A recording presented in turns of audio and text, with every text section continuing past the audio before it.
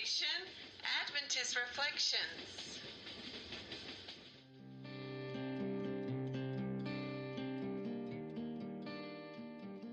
Now, to discuss character building ideas, here is your host, Dr. Danzie.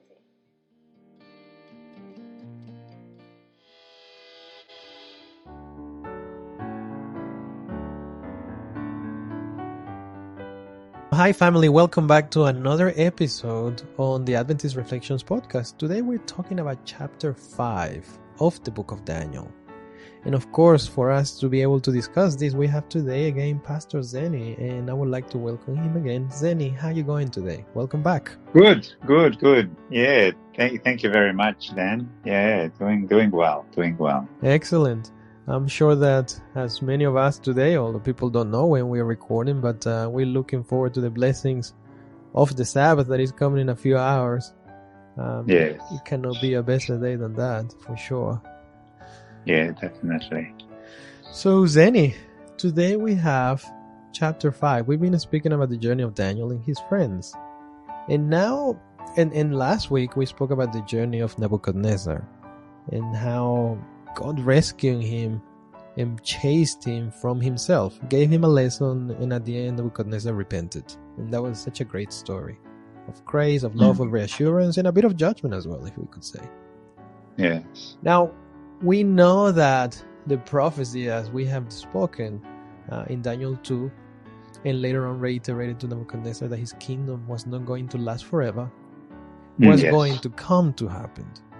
However, Nebuchadnezzar, at this point in chapter 5, I'm not sure, correct me if I'm wrong, he's not there anymore. He's dead probably by this time. Right, so he's gone. He's dead, or even he's no longer in the kingdom. So he's out of the picture. Now we have another guy. We have another guy. So can you tell us a little bit of what's going on now in this context? What's happening with these people? Yeah. Just thinking about it personally. A disaster is about to happen. Okay. And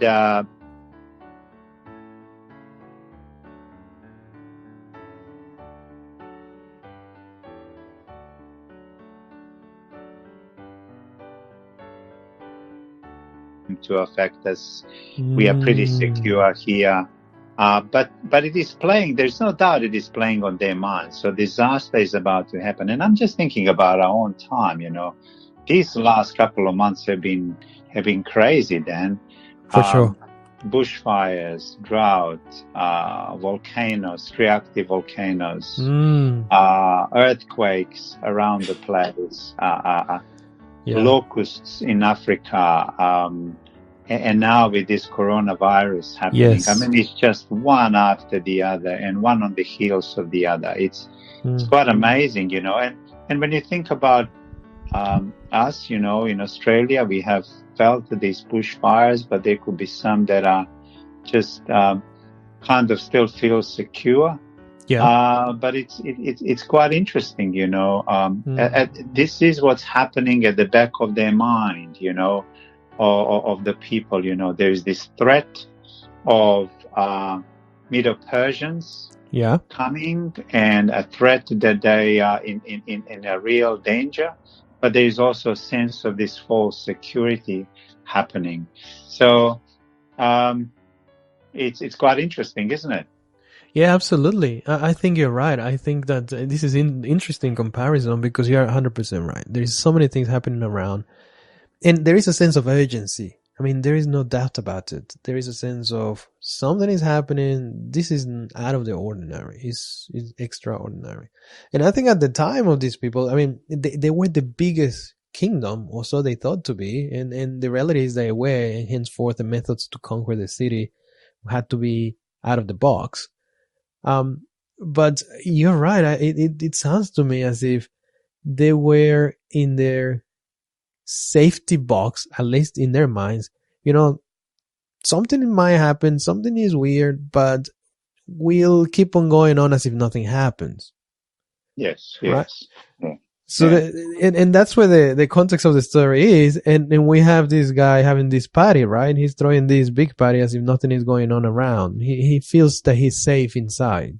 inside of Babylon. Just to connect Belshazzar with Nebuchadnezzar, I think it's really important, because when you think the experience and the change that took place with Nebuchadnezzar, and the story must have gone around that this was just incredible miracle of a guy who goes crazy, you know, and who is almost beyond cure. So the witnessing of this miracle was real, but to assign it to a foreign god, to assign it to a god who has been conquered by a mighty Babylon, would be totally inappropriate, totally unacceptable, totally politically incorrect. So the experience is one of embarrassment. It is real.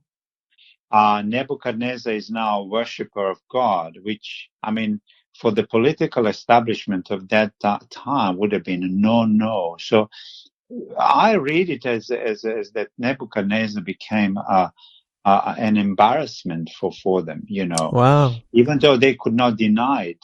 So what you find in his grandson, like Belshazzar, he's trying to distance himself so hard from his grandfather that that's what's happening, you know.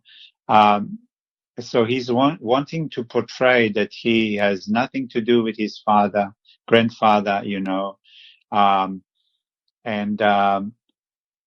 when you think of Nabonidus, who was the father of Belshazzar, so Nabonidus is a father of Belshazzar. He's the main king, in fact, and they are co-reigning together. So his father Nabonidus is now intima with his wife. So they are not in Babylon. So pretty much his son Belshazzar he's taking charge of Babylon. Nabonidus became a great builder, an architect, and he started building all these temples to different gods of Babylon. And you have a sense that he also is trying to distance himself from his father. But that's really what is going on. So suddenly you have Belshazzar throwing this party in the midst of a threat coming from Persians, as if saying, "Hey, we are fine. Don't worry. Let's party." But in the back of their mind, there's obviously fear, and so there are a lot of things that are happening there. You know, there are a lot of things that are happening there. So what I'm hearing, Zeny, is that Nebuchadnezzar went out of this Babylonian system that he himself built, and he said, "Look, I'm not going to be part of this anymore, even though I cannot build this stuff." And his children, you know, the son and the grandson, they were ashamed by that, and they say, "I don't want to be part of this. We're actually happy in Babylon. We don't want to be different. We want to be like what everybody else wants us to be, because of the political pressures, because perhaps the social pressures, the cultural pressures."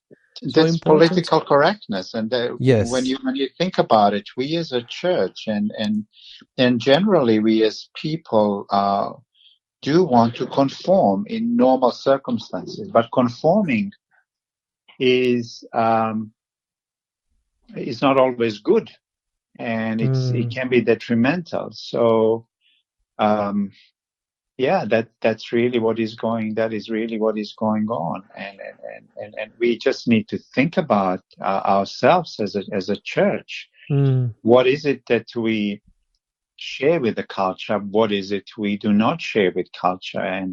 And be careful about not conforming to many of the things that happen around, you know.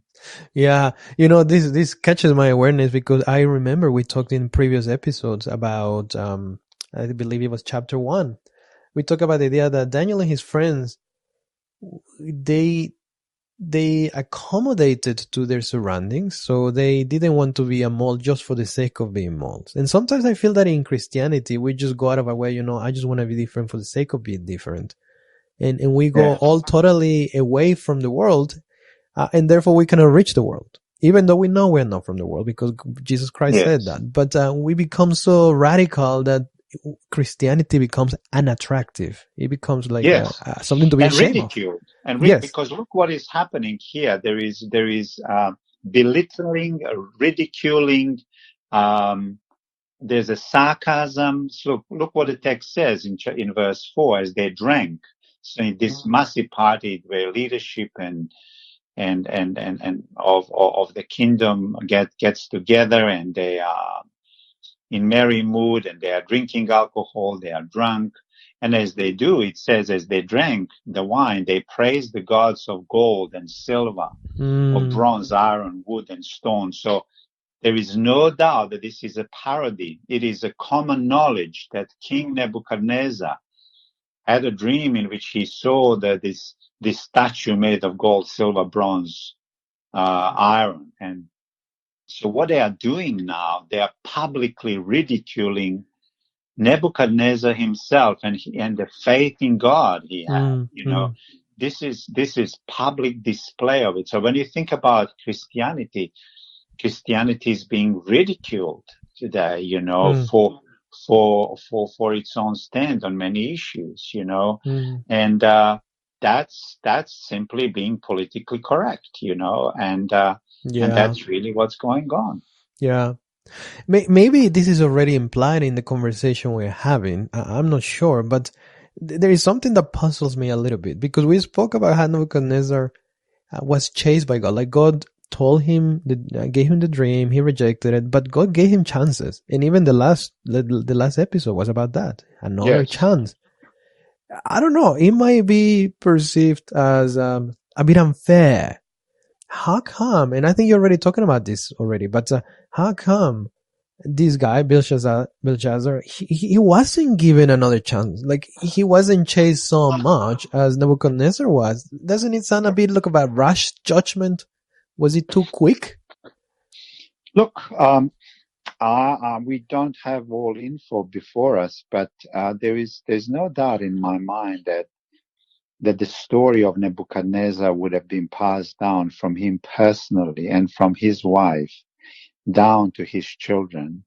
And he would have told them the one dream. He would have told them about what happened after the dream, how he built this other statue. He would have told them about another dream. He would have told them about God chasing him. He would have told them why he is the way he is.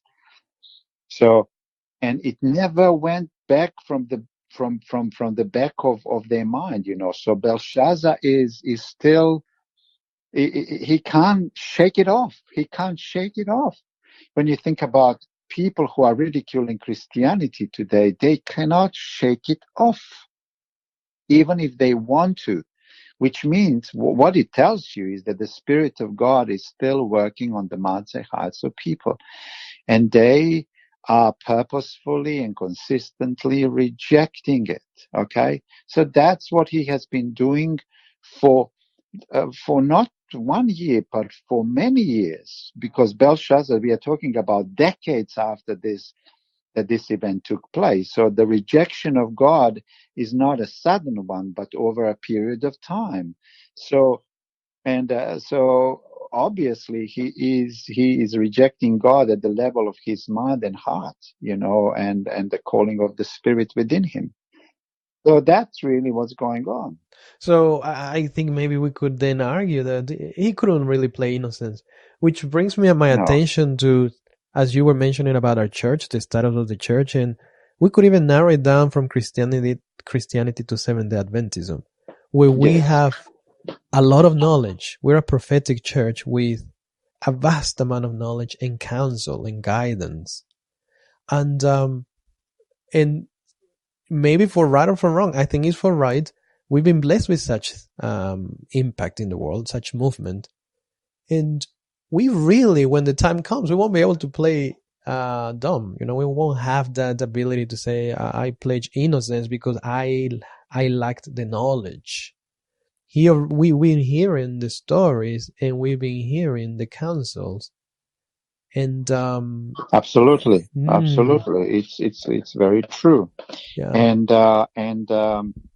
And the judgment at the end of time that takes place is quite real, and judgments that are taking place around us are very real, and they cannot be just boiled down to the emissions of CO2. For For sure. any student of the Bible, as they look at the Old Testament, time after time after time after time, the judgments in the form of another nation conquering Israel or another nation being conquered by another nation was always a sign of a judgment, or natural disasters happening around the world, always Bible portrays as a judgment of God.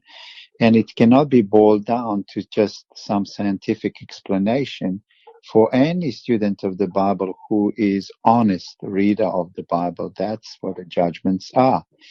So here judgment comes. It says, the Bible text says that the finger started to write on the wall. And this guy who was so arrogant becomes so humble that the Bible text is saying that he was pale, that his knees were shaking, and he knew immediately that this is a judgment.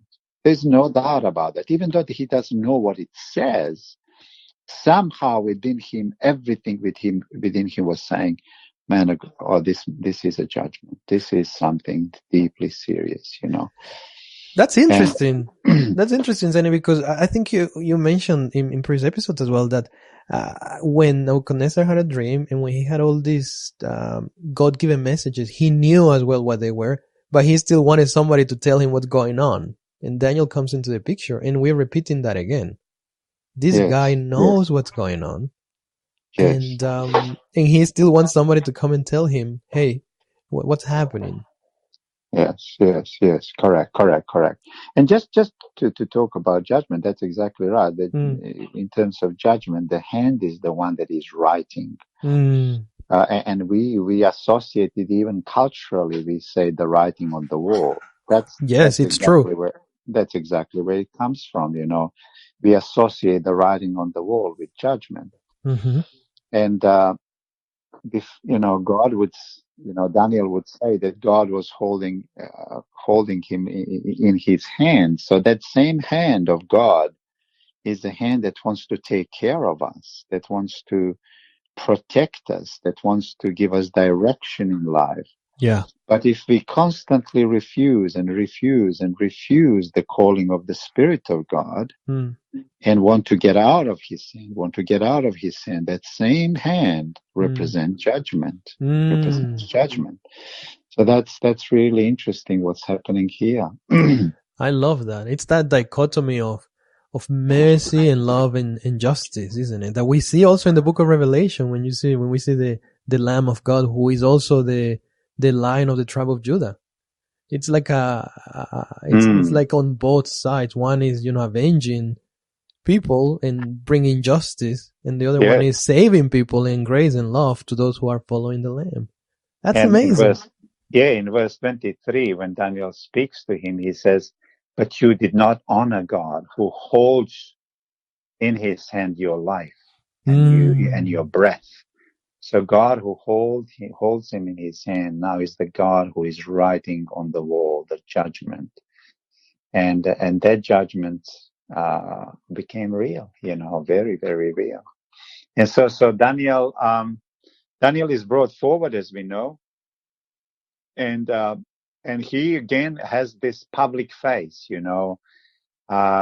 has this public show that he's again politically correct, and he says, I hear that the Spirit of God is within you.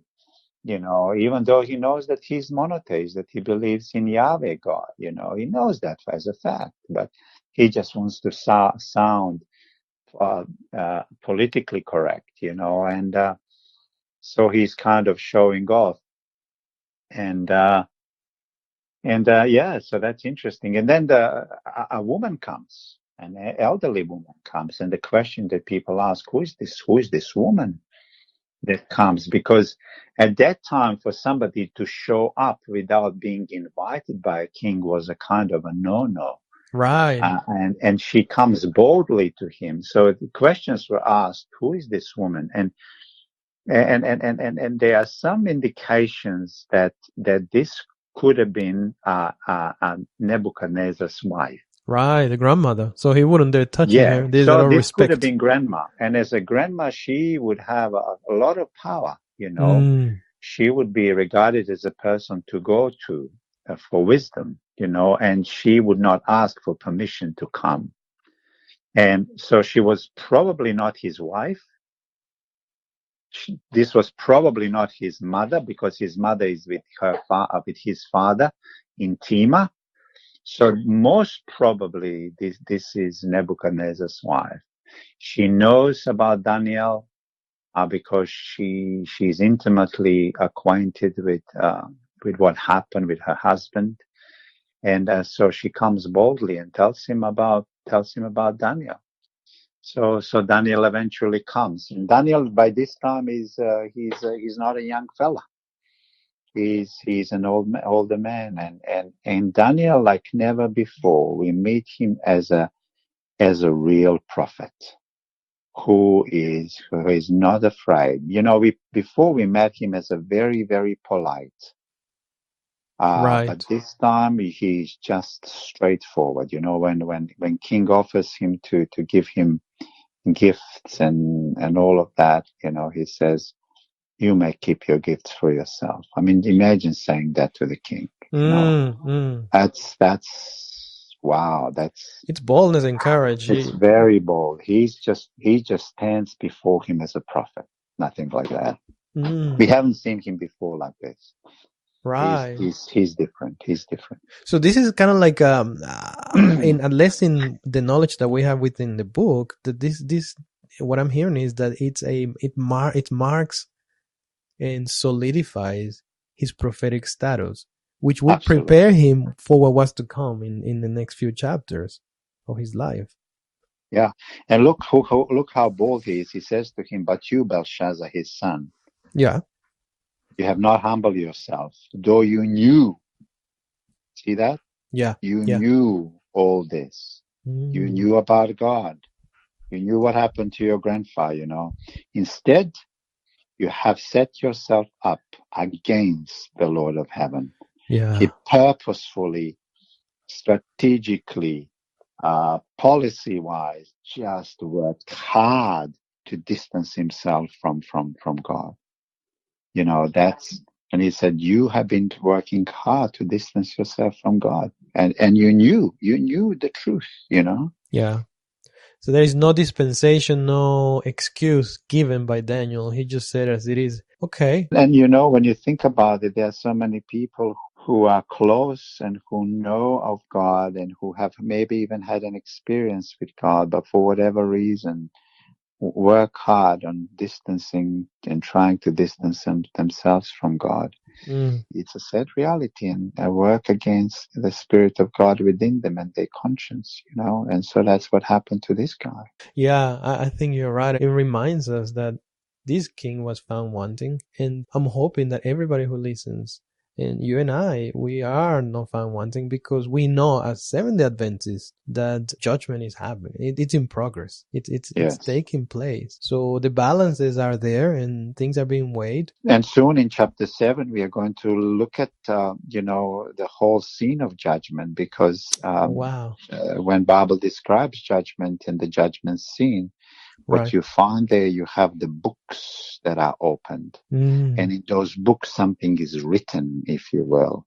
That same hand that is holding us gently and is calling us to himself, that same hand is writing our life story, and our life story is going to either judge us, bring about negative judgment, or it will bring about a positive judgment, so it becomes important.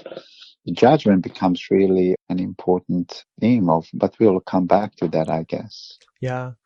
Well, and I guess the story finishes that this guy gets slain. The Medes do come. They do conquer, as he was prophesied many decades back. And the judgment is executed right there and then for this king. And I suppose, as we are concluding this episode, Zeny, I'm thinking, if I found myself right now wanting, if I am being put on the scales of heaven and I am found wanting, what is my solution? Is there anything that I can do for me to be able to be spared? Yes, that's a good question. Before I try to answer it, what was written on that wall were the words that simply nobody who was present at the time and who saw those words on the wall, nobody knew what it was. But when Daniel came and when Daniel deciphered it, there were 4 major verbs written on the wall. Okay. There was 2 that were the same, which is your days are numbered. You were measured. Right. And your kingdom will be divided. So all of those words, and your kingdom is now divided. So all those verbs are in the past, which is really interesting. Okay, yeah. So, which tells you, that, unfortunately for some, even before even before some people die, the judgment may be passed that it is done, it is finished. It's which is really a sad reality. But coming back to your question, when God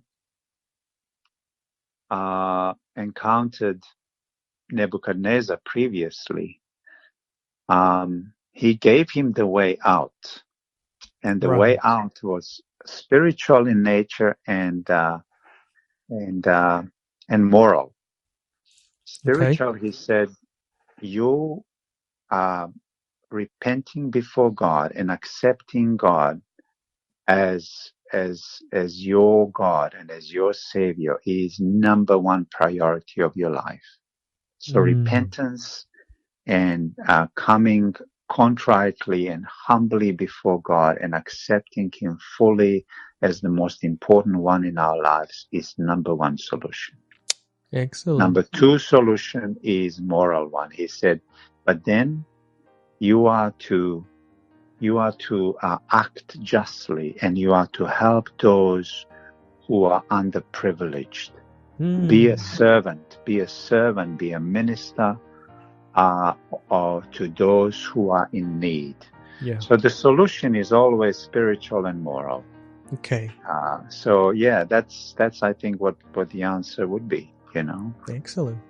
So what I'm hearing is that there is hope, regardless of the state of spirituality or morality we're here right now in. We still have an opportunity. As far as we have breath, we can make those decisions. And I think God calls us every single day to take those steps that you mentioned, spiritually and morally. Yeah, exactly. That's awesome. 100%. Well, this is it for now. Let us reflect on that and let us continue thinking about we still have an opportunity, and why do we wait until tomorrow when we can do that decision today so that we don't fall into that state that this king failed?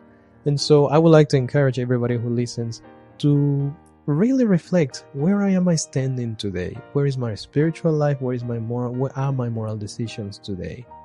And let us not be found in this state of drunkenness and fornication like Babylon did, but let us find ourselves on the side of the blood of the Lamb, on the one who gives us grace and love and kindness and who seeks for us to be saved. So this is our decision today. How about you?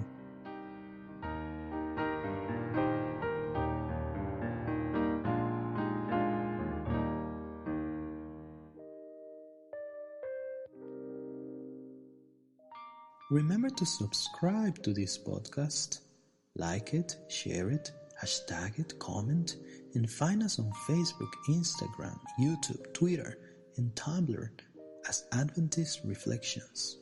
God bless you.